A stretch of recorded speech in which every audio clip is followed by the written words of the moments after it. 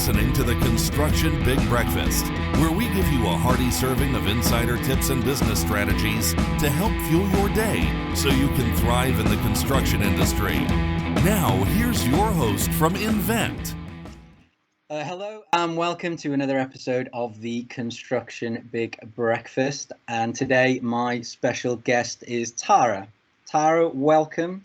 Would you like to introduce yourself to our audience? Yes, of course. Tara Gbolade here. I am a co-founder of Gbolade Design Studio. I am an architect and a co-founder of Gbolade Design Studio, and we're a practice based in London.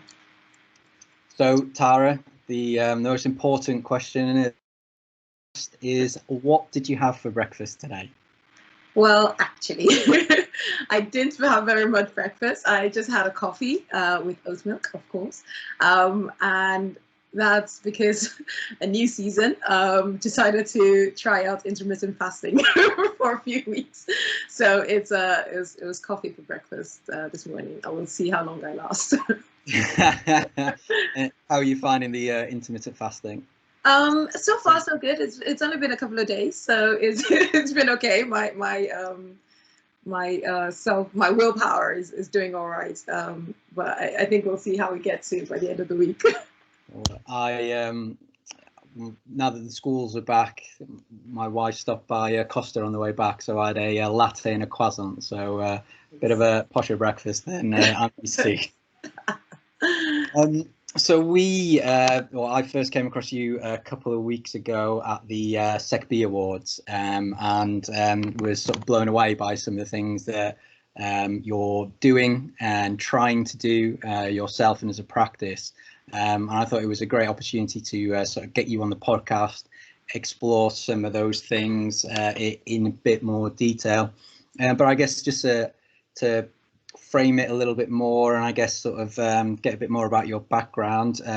Like you say, you've got your own practice. So how did that come about? What made you decide to go out there on your own? That's a good question. I to be honest, I've always wanted to run a practice, lead a practice for quite a few years since I was in university, I'm sure. So it's something that I think I've always had in my DNA, and I was also always referred to as a bit bossy when I was when I was younger. So it's inevitable, I think. Are your siblings or everyone generally? I think it was everyone. Including my parents, but anyway, side notes. Yeah, forgive me. So I've always wanted to run a practice, but specifically, I think in this moment, I've always worked on really extraordinary and really exciting schemes, and we specialize in the residential sector. And I think for me as an architect, I really started to focus on sustainability, and I really wanted to push that part of architecture and push myself in that direction a little bit more. So I qualified as a certified passive house consultant. And following that, I think a couple of years afterwards, I thought actually I'd love to spend more time really exploring the type of architecture I was passionate about, which really revolved around sustainability in its different facets. Yeah, and you know, some of the things that I've seen you guys getting involved with, you're sort of being influenced by architecture from around the world, and how sort of communities are built.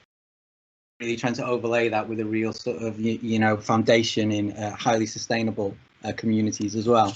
Absolutely, absolutely. That's quite literally the foundation of our practice and what we believe in, our ethos. I got it right. Exactly, spot on. We strongly believe in sustainability, not just in its environmental state, but very much holistically. So environmental as well as socioeconomic sustainability. And we believe by having this triple bottom line, if you like, together, you can really create extraordinary places. And our tagline, if you like, is making everyday places for people extraordinary. And we believe you can only do this through a holistic approach.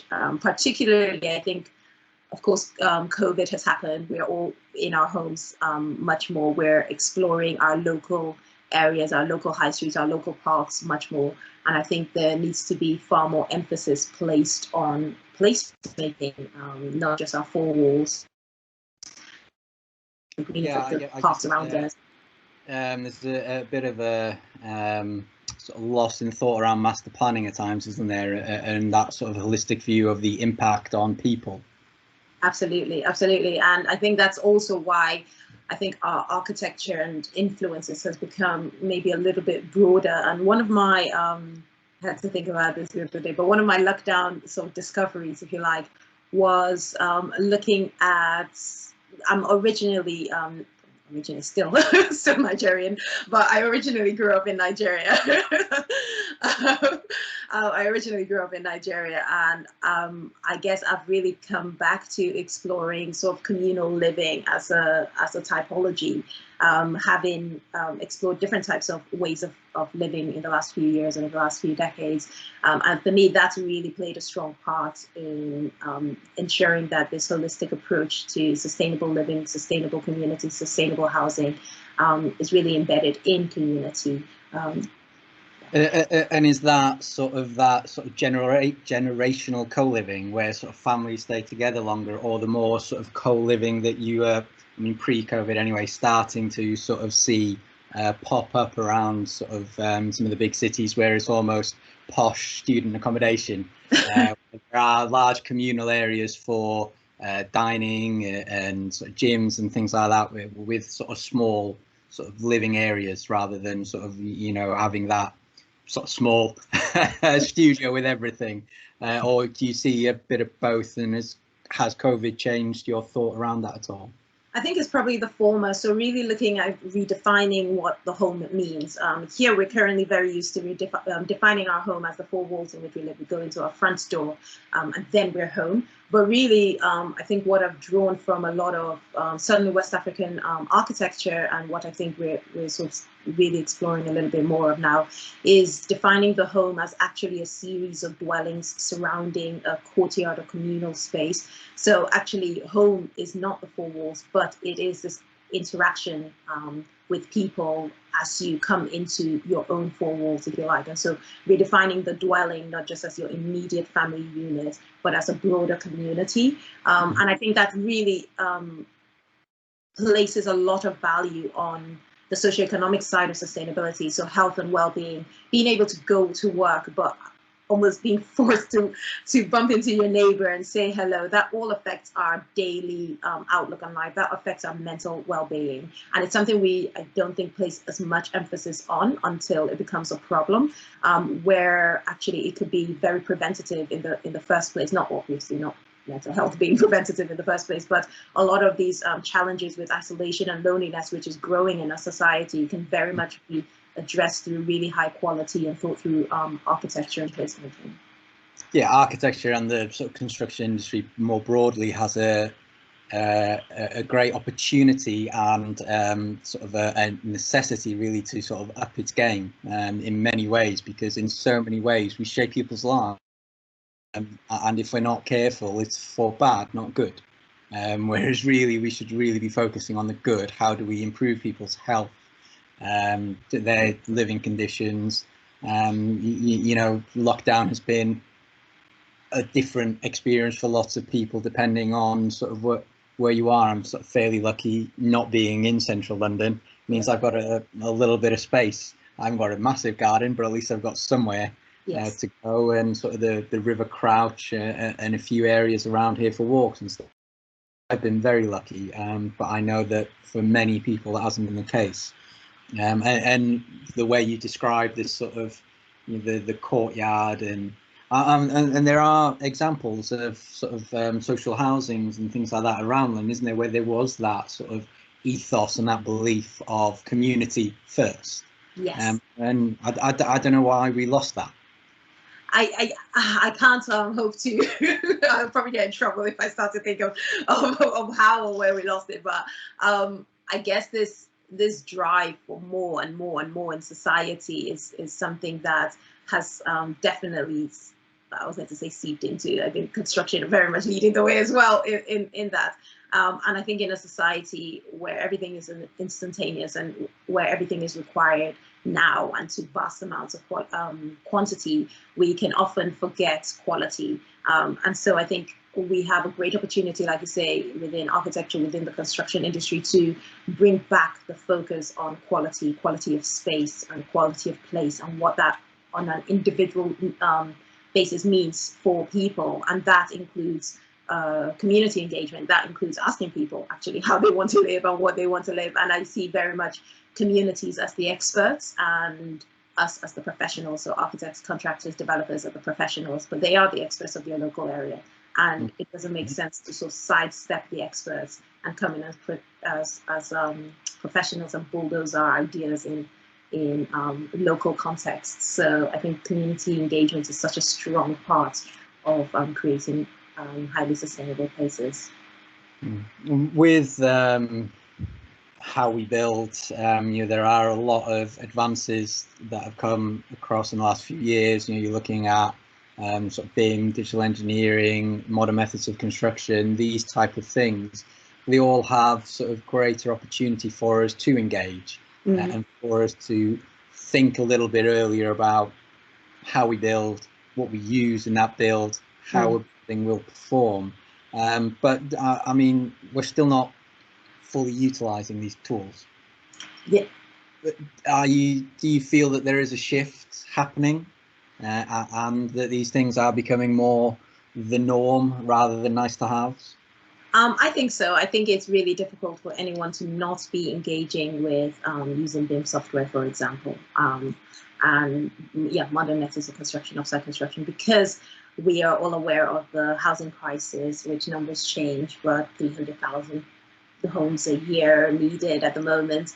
And I think for us to be able to focus on quality, again, we need to adopt the technology that allows us to spend more time on that, actually, because technology is there to make life simpler, if you like, or more efficient, if you like, which allows us, if we think about it, more time to engage with communities in a more meaningful way. So as standard, we use BIM software.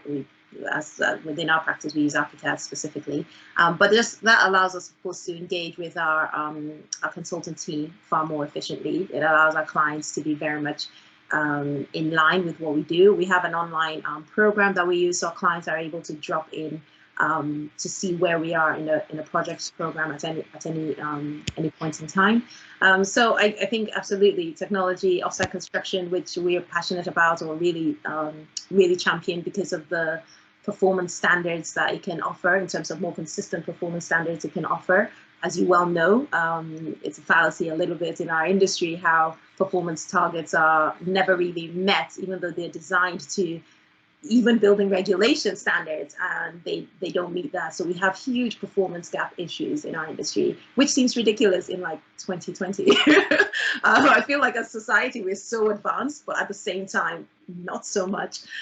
So there are lots of holes to fill, I guess, or gaps to plug, however you want to say it.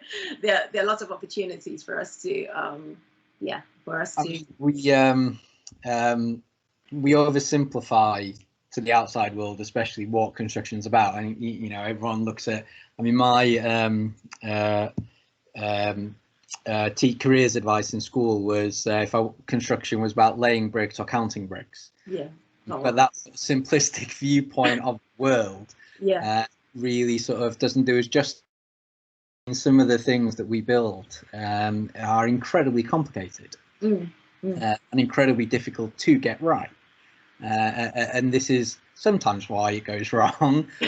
Sometimes it is because that lack of communication between different disciplines and things like that. There are some systemic issues that we can overcome with just a slightly different approach to what we do. But it is a shame that we can't sort of always reach that sort of pinnacle that we are capable of.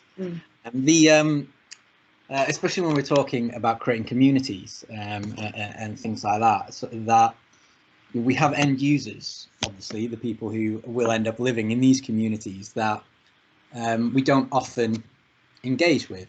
Right. And sometimes I guess it's difficult because you don't know who's going to live in what you're going to build. Yeah. When you're more sort of redeveloping areas, it's a little bit easier. But even then, the town I live in, there's a big sort of master plan at the moment for 1,000 new homes sort of thing on sort of the other side of the road. But the way that it is being communicated is terrible. Yeah. So you've got so many people up in arms, Yeah. that it's going to cause havoc, create havoc, and all of this, and it'll be promises not kept, and all this. Yeah. How do we, as an industry, overcome that sort of lack of trust that such large elements of? That's a big question, isn't it? Sorry, put you massively on the spot there. I think you're absolutely right. It is not easy, but I do think that this is no panacea, but I do think that early engagement is important. I think that even when we think developments are new developments, the truth of the matter is that often they might be urban extensions. There is usually an existing community. It might be greenfield, but there is usually an existing community it's attaching to. And I think there needs to be, and I think it's a perfectly valid point, and we're working with a project actually with a few thousand units where it's exactly that, where the existing community is very much, well, what about us, and why should I be engaged about this new, shiny, highly sustainable development on the side? What's that to me? And I think this is where early engagement happens, and this is why I think thinking of the triple bottom line in terms of socioeconomic sustainability is key and critical as well, because existing communities exist, and if you're right, you live in your house, really, how is that going to affect me apart from you're bringing a whole load more people there? There's going to be increased traffic, there's going to be air pollution. How does that affect me? But if as developers, as applicants, we're able to engage with existing communities, say, actually, in your current community, what do you think you might want more of? Do you think that perhaps another park might be necessary? Are there too many cafes or not enough cafes? Are there places, could this street, something as simple as, could this street be tidied up? Could we provide more benches on the street so placemaking starts to be embedded? Could street lighting be engaged a little bit more? So there are lots of little wins that by just not engaging with the community, we miss out on.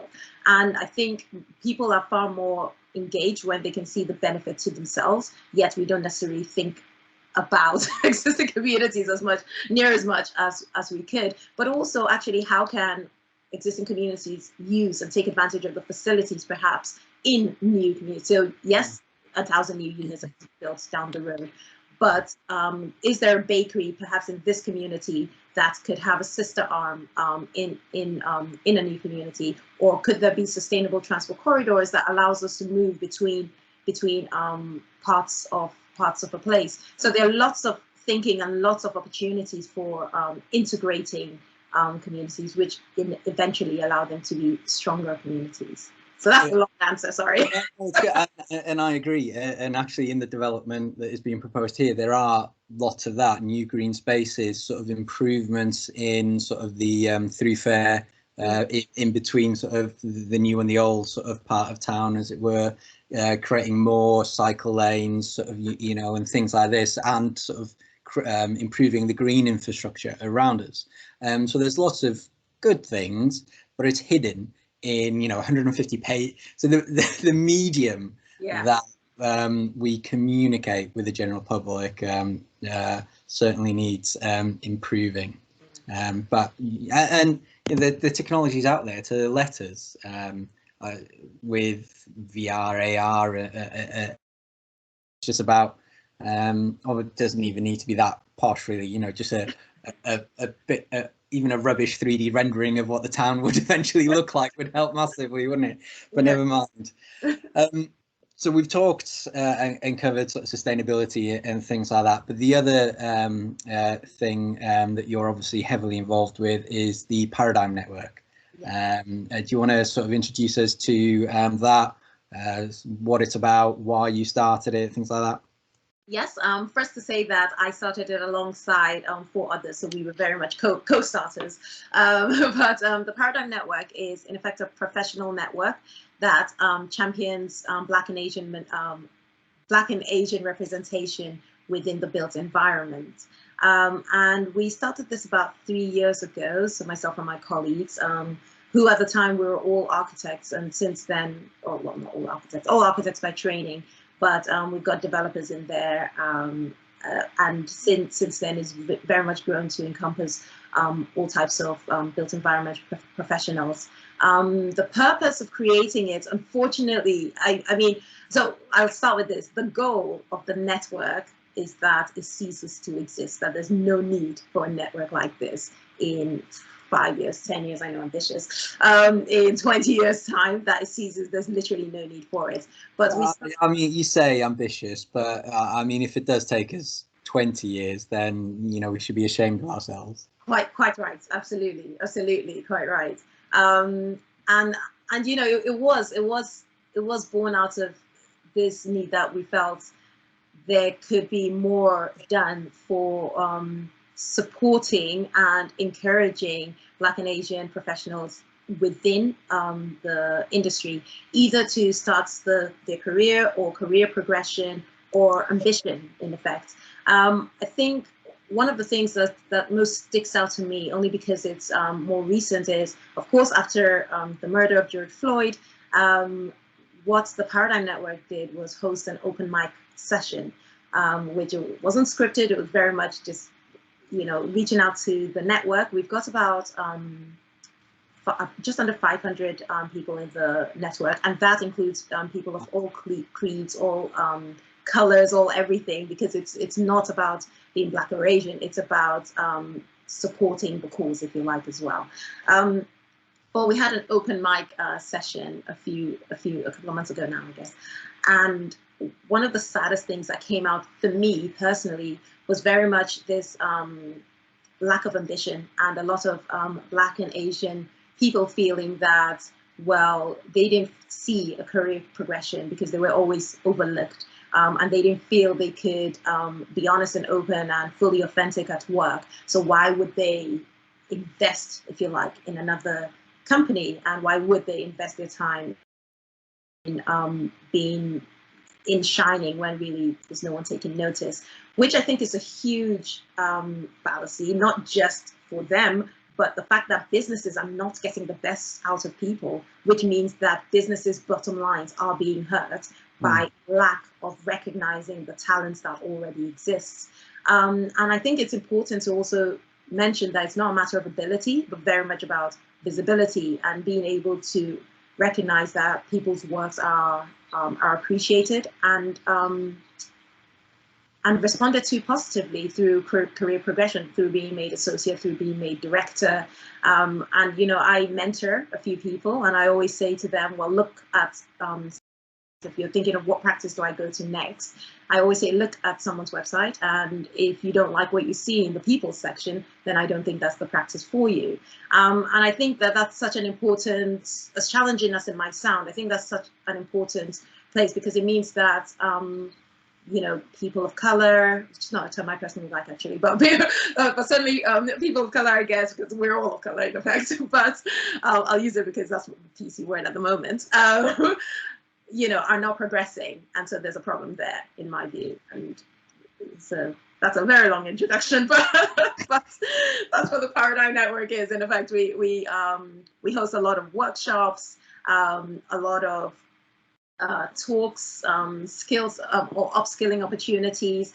And I must say that we've had partnerships, and we have partnerships with larger, certainly architectural and now slightly more broader practices, which have been amazing. So practices such as Squire & Partners, Jessica and Wiles, who accommodated us in their space and given it to Paradigm users to use for free for events. That was, of course, pre-COVID when we could actually meet. But we've had people from large practice as well, sort of lend us their PR team. And, you know, it's been amazing, to be honest. People, organizations such as Build Studios in Waterloo, who've allowed us to use their spaces for free. Practices like Squires & Partners, again, who've, you know, provided food and drinks for the events we've held on. So I think we've been very lucky to have really great support from the industry, and long may it continue. And at the moment, we've got so many more practices reaching out, so we're very, very busy, which is great. Yeah, and are these practices looking for, a bit of help, guidance, mentoring themselves as well about how they can be more inclusive, how they can make sure that their processes are right, and that, like you say, that the that website, or the first thing they see about them in the big world, gives that sort of impression of an inclusive place to come. Yes, we've definitely had a few reach out in that capacity. What we've actually honestly told them, in effect, is to come back with their own ideas. Because we are a volunteer organization with just 5, and we all have full-time jobs, very demanding full-time jobs.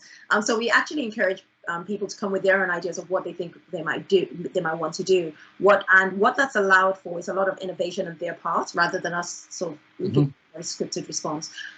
So we've had practices who want to partner for, say, a period of 12 months and longer, or 24 months etc, and speak either on either working up a CV or looking at a specific part of architecture in terms of how to do community engagement right, but also the other way around. We've also had a lot of them come directly to Paradigm or to the network, where they have job opportunities going, so that they can start to see their practices as reflected in society, particularly in London as well. So, yeah. So if anyone watching or listening would like to sort of get more involved with the Paradigm Network, what can people do? And is there anything specific you would like to see people do more of in the industry? That's a good question. I think what people can do, we have the website. It's just going to check it out. It's paradigmnetwork.co.uk. That's it. And you can register to become a member. What that means is that you'll be part of our newsletter. We don't send loads, so it's okay. You won't be spammed. But also reach out. We have an email address there, so we're happy to for anyone to reach out, and we're always willing to have a conversation. And over the last few weeks, we've had lots and lots of them, but we're very open. We're not, again, like I said, we're not prescriptive. We do want people to come up with any great ideas or questions that they have, and we can either signpost or be very much part of the process of assisting. So we're open to how we work with people. And the door's open to anyone and everyone. Not just architects. Absolutely, not just architects. The network is full of developers. The network is full of planners. We've got the whole landscape design, the range of built environment specialists are on there. So it's a brilliant network to be part of. And we've got like a little WhatsApp group, and it's just active all the time. And I'm like, I can't keep up. But it's brilliant. Well, good. Well, that's good. I mean, we'll put the link to the website and any social channels and things like that in the biography. So if anyone is interested to get involved, I would encourage everyone to sort of, get involved, champion as much as you can, becoming more inclusive, because as an industry, we need more people. We need to encourage the next generation, the best of the next generation, to get more involved. So we want to make sure that we are sort of the best of everything that we can be. So it's certainly worth everyone getting involved. So Tara, sort of our half an hour is sort of quickly coming to an end. It's been a fascinating conversation, a great conversation. So thank you very much for joining us. Thank you very much for inviting me. For everyone listening, sort of the usual, make sure that you like, that you share this podcast, tell your friends, family, co-workers, and even people in the street, if you want, about how amazing it is, and make sure that you subscribe to get hold of the next one. So Tara, again, thank you very much, and to everyone else out there, see you soon. Come to Invennt for the highest R&D tax credit you can claim. We help construction businesses get back millions in tax credits every year. Contact us today for a free review. Thanks for joining us this week on the Construction Big Breakfast. Make sure to visit our website, www.invennt.com, where you can subscribe to the Construction Big Breakfast on all platforms, so you'll never miss a show. While you're at it, if you found value in the show, we'd appreciate a positive rating. Or if you'd simply share it with a friend, that would help us out too. Be sure to tune in for our next episode.